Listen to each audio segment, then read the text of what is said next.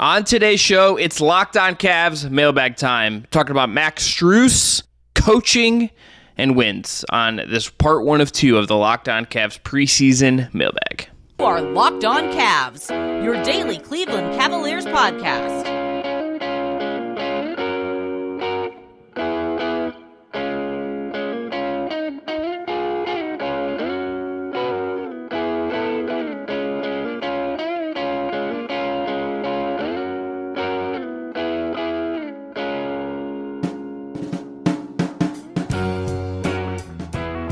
All right, the music you heard on the way in is from our friends at Astral Radio. I'm Chris Manning. That is Evan Dammarell. Thanks again to Jake Stevens for his work on production. Today's show is all about mailbag questions. We have part 2 coming tomorrow. We have some spicier questions, I think, over there as it relates to Evan Mobley and Darius Garland. But we're going to start today with Max Strus, who Jay and Rash Striker 5861 on YouTube asked us. I have no idea what that is supposed to say, but my guy, thank you for submitting a question. Is Max Strus really a good addition, or are we trying to find our feel-good factory reset button for the lack of bench we had last season? Evan, I'll let you start with this one. What do you think of that question? How do you respond? So it is an interesting question because, when you look at the Max Strus signing through the lens of what the Cavs needed, Altman said it, Mitchell said it, Bickerstaff said it, has admitted to it at this point. I think pretty much everyone across the board said, we need more we as in the Cavs need more 3-point shooting. We need to be able to increase our offensive impact and make more meaningful possessions, whether that's off-ball cuts, screening, cutting, shooting. And you could say he's not the perfect solution for this team. I think if you go in through that mindset of thinking Max Strus is going to fix all of Cleveland's issues, he's not, but he's going to make things a lot better. And I'm interested to see how he's utilized with the Cavs because he had a pretty defined role with the Heat. But I wonder, does he get more freedom with the Cavs? Is there a stylistic change? But just on pure paper alone, he's not the wholesale solution. And sure, maybe it makes you feel good because you got the best unrestricted free agent on the market if you're Cleveland for the price point that you paid at least. And through that lens, it makes sense. But you also have to just maintain the thought process that it's not fix all these issues either. What about you? I'm passing it back to you. I think I kind of look. I think this is unequivocally a good addition. I think if you're trying to talk yourself out of this, I would inspire you or ask you to find a little bit more optimism and joy in your life. Yes, did you pay more than you maybe expected for Max Strus when the free agency period started? I think absolutely. Maybe the price of that proverbial brick went up. Yes, the Cavs bench last season wasn't good. There's no denying the fact that this is a team that had a real depth issue. But Max Strus is a good basketball player who's going to shoot really well, who's highly competitive, who, even if he's not a great defender, I think is going to hold up well enough on that end of the floor. Mm-hmm. This is a good addition. I don't think there's an argument to me that this is a bad addition. Now, when I did a show with David Ramil, we had him on from Locked On Heat. He did throw a little cold water on this, and he was pretty practical about Strus. If you want to go back and hear more on that, you can easily find that episode in the feed. Even if there isn't an all-star here, even if this isn't someone who's going to be the best shooter in the league or anything like that, you got a pretty darn good role player who's going to be your 5th starter, who's going to give you a skill you really need. This is a good addition. Even if there's a range of outcomes and he's not perfect, I can't see this not being a good addition. Let's have some optimism out here, folks. I mean, you and I are in agreement on that. It's a good addition just from the pure aspect of shooting and the fact that the Cavs do need reliable options outside of Garland, Mitchell, Mobley, Allen, and then LeVert. So having a 6th guy, and then you assume Niang is 7th, and then that's 2 more bodies the Cavs didn't have in the playoffs last year against the Knicks. I don't want to say it could have made the difference. I think it could have maybe helped them win a game or 2 more, maybe even win the series, or at least it would have maybe gone to 7. Who knows? Just because the Cavs, there's that mental edge too, so you can't fully diagnose it. And that's the thing. Max Strus, George Niang, even Ty Jerome are guys that are going to be the end-all, be-all solution. If you want to be going absolute crazy bonkers, last year when they got Donovan Mitchell, that was their all-in move. Now they got Max Strus to complement it, and to your point, we're in agreement that it complements everything the Cavs are doing. It complements everything the Cavs are building, and it makes it cleaner for them offensively, even at the advent of maybe sacrificing some defensive polish, just because you are losing that if Isaac Okoro isn't your starting small forward and you're starting Max Strus. But the offensive upside more than counterbalances maybe the defensive loss he might have with having Strus at the 3. I don't even think there's going to be that much of a defensive loss. Like going back and watching like the minutes with Okoro last year some and looking at the numbers, the defensive scheme, no matter who was on the floor, is built around the two guys inside. It is built around Mobley and it is built around Jared Allen. Everything stems from those two guys. That is the structure. That is the build. All you need Max Strus to do to be a competent defender on this team is to fight over screens. He's going to do that. To try. He's going to do that. To know where to be. I have zero doubt that he is going to be a guy that can do that. Yes, are you still lacking the apex perimeter defender type, like the bigger forward type that I think you ideally would want? Sure. I also think that like Evan Mobley is going to do a lot of that and has. We saw him defend Jimmy Butler, for instance, last year in a game against the Heat.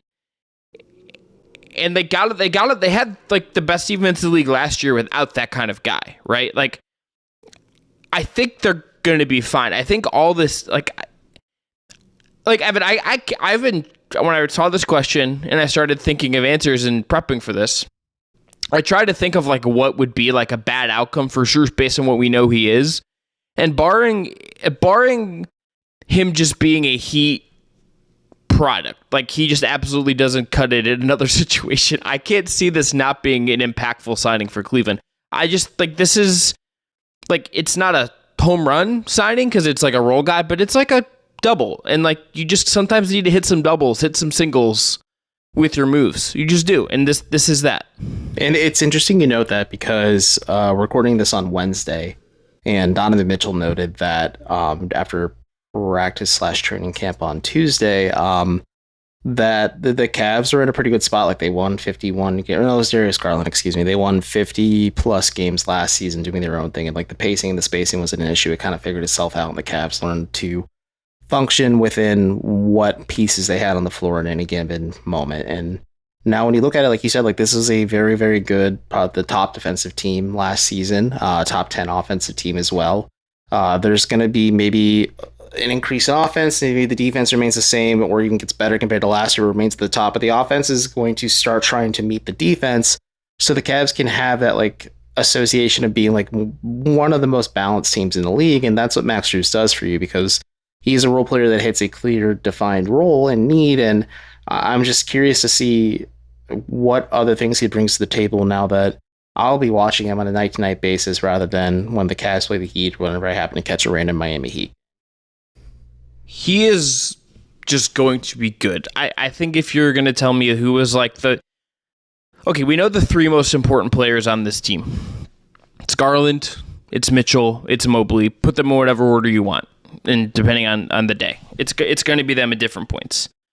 If you told me at the end of the year, we look back at this season, and Max Strus is the fourth most important Cleveland Cavalier to their success, would not shock me. That would not shock me if that's where we end up with looking at Max Strus' first season in Cleveland. It really wouldn't shock me. It wouldn't shock me either. I think there's going to be a bit of growing pains. I think to circle back to this question, like it's not going to be the end all be all solution. I think a lot of it is what the Cavs can do internally and these role players complementing the top players at the top. But yeah, Strus is just going to be beneficial. Like he's not going to be a guy who's averaging like 20 plus points a game, but he's going to give you 15 to 18 points per game and really steady 3-point shooting. He's really going to benefit from being the fifth highest priority on defense when against an opposing defense at times. And there's going to be moments where like defenses shift their focus to him and the rest of his teammates will thrive for it. Like the Cavs got a really interesting linchpin who could be, I don't want to say a connector piece for either end of the floor, but at least he will be on offense for what the Cavs are trying to do with two bigs on the floor at any time. All right, coming up next, let's touch on coaching. It's I think one of the hottest Cavs topics. People seemingly get very fired up about coaching. I get why, but I'm going to throw some cold water on some of the things people are suggesting coming up after this. I'm being super fun today. Today's episode is brought to you by our friends at Bird Dogs, which are the most comfortable shorts, pants, whatever you can get from them. It's going to be the most comfortable thing that you buy. They make you look good. Their stretch khaki shorts are designed to fit slimmer through the thigh and leg, giving you a truly sculpted look. They do the exact same thing as Lululemon, but fit way better. And they fit way better than regular shorts that are made of a stiff, restricting cotton. Bird Dogs fixed this issue, fixed uncomfortable shorts by inventing a cloud knit fabric that looks just like khaki, but stretches so you get a way slimmer fit without having to sacrifice movement. And Bird Dogs uses anti-stink sweat wicking fabric that keeps you cool and dry all day long. They are functional for any occasion: golf, going on a date, evening out with your friends, the pool, working out, lounging, and going to work. Right now, go to birddogs.com/LockedOnNBA or enter our promo code LockedOnNBA at checkout for a free Bird Dogs water bottle with your order. That is birddogs.com/LockedOnNBA for a free water bottle at checkout. You want to take your Bird Dogs off. We promise you. All right, we got 2 questions today about coaching. One is from Dion Owens 997, a regular commenter for us on the channel. Shout out to you, Dion. And then Hayden 1042. Start with Dion's. He asked, need a critique of JB's coaching rotations and minutes distribution. And I'm not going to read the full thing, but that's based on his question. And then Hayden asked, my question's about our coaching staff. I know they can only control so much, but I feel like they got let way off too easy after our disappointing performance in the playoffs. My question is, what do you think they need to do this year to help the team improve? For example, better defense ideas or better offensive plays or better rotation, etc. And then he asked, do you think they need to bring in an assistant coach to help improve the new coaching staff? To hit the second one very quickly, I understand the fascination with this. I understand, like, there's something sexy and cool about, like, oh, they hired a new assistant to do X. The NBA just isn't the NFL. No, they aren't growing on trees quite like that. Well, it's not even that. It's just like the structure of the NFL and how complicated some of it is means that, like, even if Kevin Stefanski, for instance, to use the Browns as a point of comparison, is an offensive-minded head coach who has called plays before and oversees the offense, you kind of need a Alex Van Pelt to do things. Defensively, you hire Jim Schwartz, you get a much clearer return on impact because the whole scheme changes, and you also do some free agency signings and trades as well. But Jim Schwartz brings you something entirely schematically different that can reset everything, and he gets to dictate that side of the ball. Mm-hmm.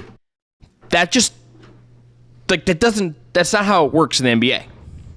No, it's not. And to your credit and to your point, that the Cavs coaching staff is pretty fleshed out. Like, they have certain specific, like, if you look at it from the NFL lens, like, there's positional coaches for, like, quarterback, running back, wide receiver, defensive positions that, like, report to the offensive defensive coordinator, even special teams. Like, there's certain, like, coaches that work with certain players at certain positions and skill sets because it's a lot to manage. An NFL roster is much, much more vast comparatively to an NBA roster. But, like, from the lens of the Cavs, like, they have JB Bickerstaff, they have Greg Buckner as his associate head coach. Then you have, like, Dan Giroux, you have Sidney Lowe, you have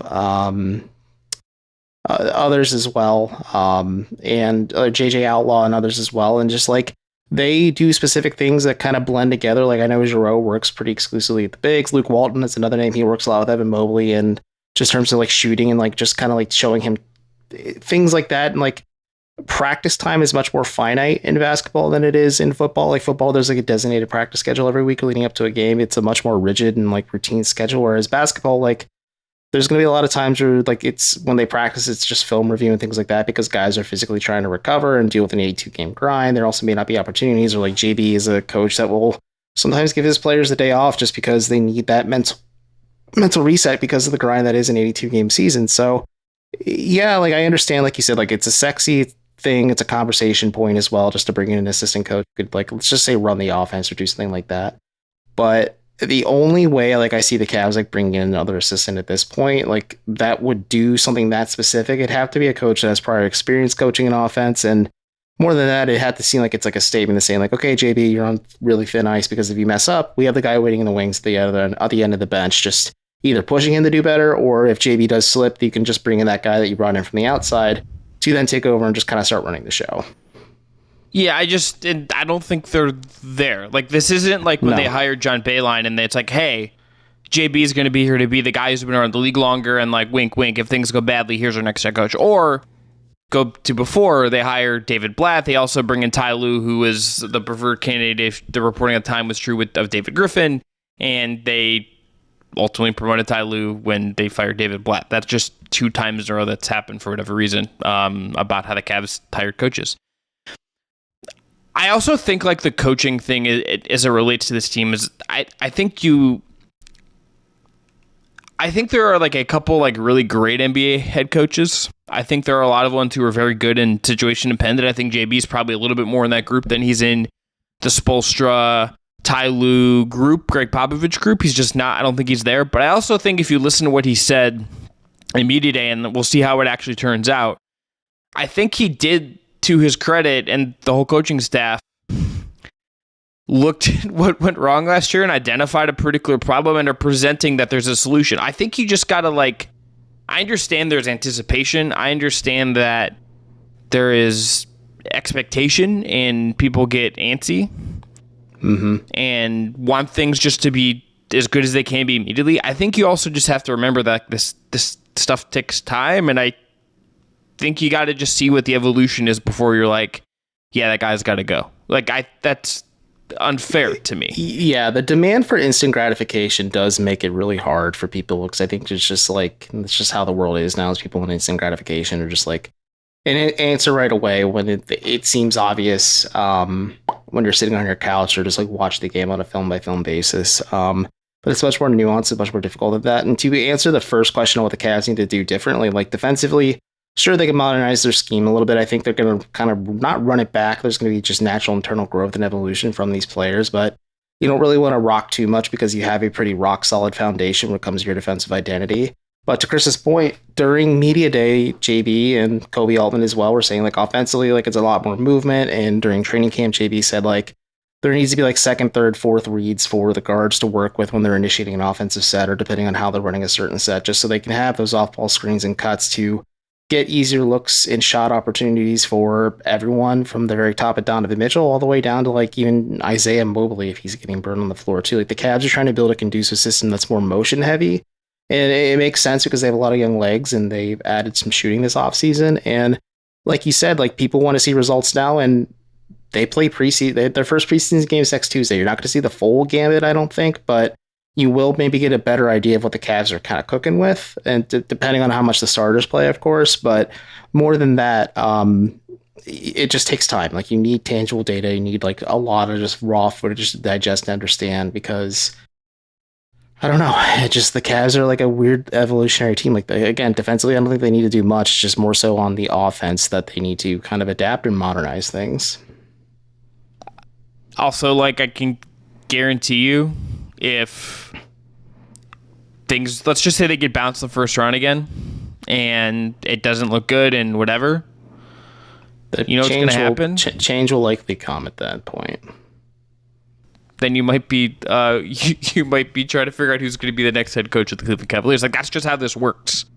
Like it's not fair. It's a cold business, but like that's how it works. But I think you also just got to be like a little more empathetic with the people, even if you don't know them. Just like, I don't know, if you're gonna put this much into it, just like, I don't know, think about them as people for like 5% of the time instead of just going like full angry fan brain. That's just my opinion. Do what you want, but that's just me. I agree with you, but do you think the coaching staff bore enough culpability and just what went wrong against the Knicks last year? Because I think them just like JB saying like losing sucks, and then they're admitting like they're going to retool and refine the offense, instead of JB like saying the same thing of like, oh, the NBA's fetishized 3-point shots and games are one of the paint and grind out ugly affairs. And he's like, I like winning ugly. Like JB is showing signs of growth that maybe he didn't showcase early in Cleveland, or maybe even his time with like Houston or Memphis as well, which is kind of, he's a young coach, like he can grow and adapt too.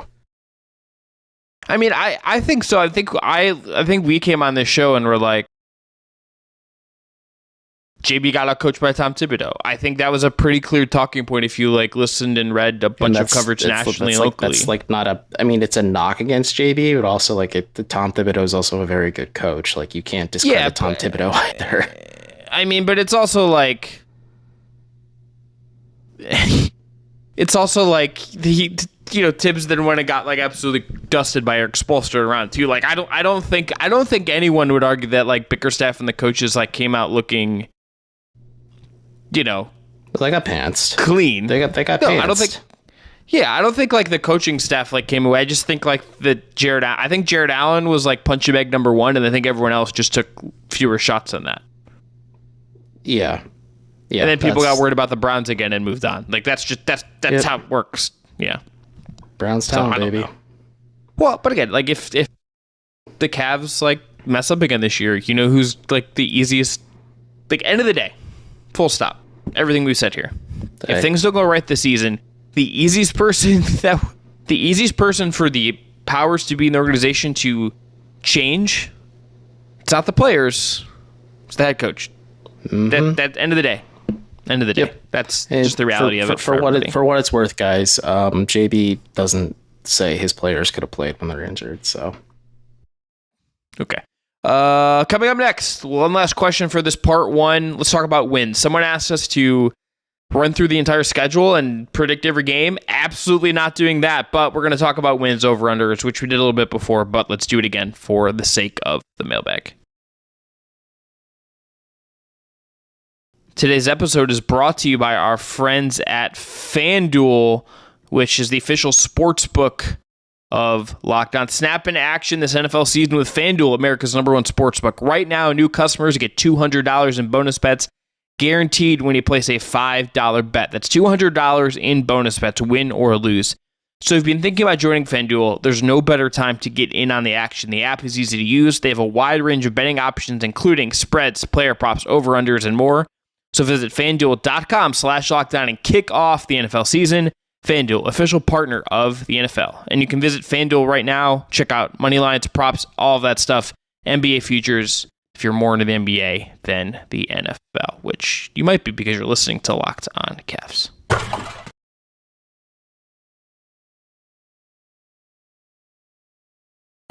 All right, last segment. We got K-Dog with 2 Gs. LV asking us to run through the schedule. Again, not going to do that. But, Evan, let's talk over-under. I'm going to double-check the over, and I believe it is the last time we looked from FanDuel, it was 50.5, and I took the over. But let me ask you this as a way to think about this. Mm-hmm. We know that Milwaukee, obviously, and Boston, I think, are the two teams we expect to be the best in the East. Well, Cavs rest with this immediate they are the overwhelming favorites to win the title between those two teams. Yeah. Currently. Yes. You looking at you think about this with Cleveland, regular season wins. How important to you is for Cleveland to try to smash their over, not from obviously a betting perspective, but 55.5 to chase 53, 54, 55 wins? How important do you think that is for the success of their season to get to that win total? So it's an interesting question because I have been on the record several times saying I could care less about regular season success for this team going forward. Like Jared Allen said, reiterated a somewhat similar point that this team will be judged on their playoff success. But I think after you and I talked about it and just kind of hearing people in the organization reiterate some points or touch on points that you've made in a different way as well, that it's going to be a bit of a figuring out process for this new offensive identity the Cavs want to run, or maybe playing with more space and integrating these new role players and figuring out what does and doesn't work. So I still feel comfortable in saying taking the over in this situation, just because that the new rest rules that are in place as well kind of have an impact on things too. Mm-hmm. But if it's compared to last season, I think 54, 55 is their absolute ceiling, and they finished 3rd or 4th in the Eastern Conference behind both of Milwaukee and Boston. Excuse me. So I think that's right, but this is how I would answer this. Let's say if you're Cleveland and you're trying to maximize this season in any way you can, and trying to maximize what you are. I think going all out for as many regular season wins as you can get sets you up for that. I think the best case for Cleveland is to somehow end up in a situation in the playoffs where you maybe can, like, you're probably going to get one of these teams in the second round. Yeah. But if you could just like avoid, maybe you can get home court over one of them if you're the 2 seed. Like if one, let's say like Milwaukee gets the 1 seed and the Cavs get the 2 and Boston gets the 3. Boston's going to be favored to win that series. I think as of right now, that would be the expectation. But you give yourself a better chance if you have home court advantage in that series. Mm-hmm. It's at least something of an advantage. And if you chase all these wins and maybe things just go wacky and you take this really seriously and you end up in a situation where, hey, maybe you just had a crazy year. You have a little better luck than you did last year and you end up as like the 1 seed or something because you just chased all these wins, and Boston and Milwaukee are 2-3. Like, congratulations, Cleveland Cavaliers. You have done exactly what you needed to do to make a run in the playoffs. You have taken care of, set yourself up. It's a springboard if you do it right.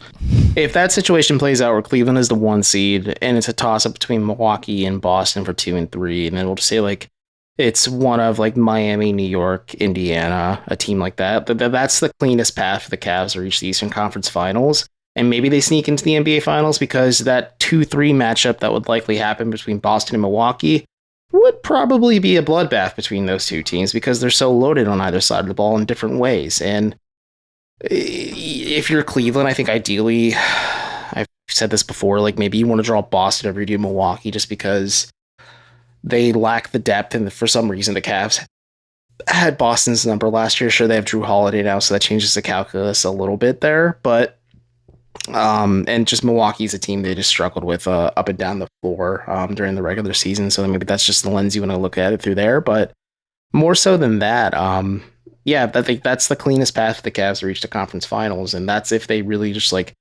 go full throttle on regular season wins in order to just kind of chase that goal. And the only way like I see them not doing that is if they're like, 1, health is a thing and like that's just something you can't control, or 2, the Cavs find ways to like circumnavigate it and they prioritize energy and rest for the playoffs. And I don't know, it's going to be a weird thing just because the East is just so competitive this year that like you can't afford to take nights off and maybe settle for like a 48-34 record, because the difference between 48 and 50 could be the difference between the 3rd seed and maybe the 5th or possibly even 6th seed in the Eastern Conference. Let's just end on this. Just again on the record, maybe people missed that episode where we did some betting stuff and looked at over-unders. Cavs at 50.5 at FanDuel, minus 122 for the over, plus 100 for the under. I'm taking the over. I would take the over if I was going to look at this Cleveland. I would say they're going to win more than that. I would hammer the over on this one just because of how the Cavs just kind of work as a team. And yeah, I just think with the new rules in place and again how Cleveland works as a team, I'd still take the over on 50.5. Yeah, if you go to last year, I'm not giving you betting advice, but if you want to throw some money that way, it might be a worthwhile bet. Yeah, last year Cleveland had an expected win over 82 games of 55. They had the second worst expected win differential according to Cleaning the Glass. Now I saw Kirk Goldsberry, who's brilliant and had a model up at the Cavs, like would dip a little bit this year in his model. Haven't seen why or if he written anything about that as of yet. But for what it's worth, like the Cavs last year, 55 win team based on their net rating, which is plus 5 points, second best in the league over the course of the season. I think they, even if they're just even luck, and I think they're a little bit better with guys like Strus in, I think they're set up to be a team that wins 50, 52, 53 games, somewhere in there. Yeah. Very, very possible. So, all right, let's end there. Yeah. Next up on the mailbag tomorrow, Evan Mobley, Darius Garland, who has the higher ceiling? It's going to be a spicy one. We'll talk about that coming up in the next Locked On Cavs. Thanks again to Jake Steven, as always, for producing.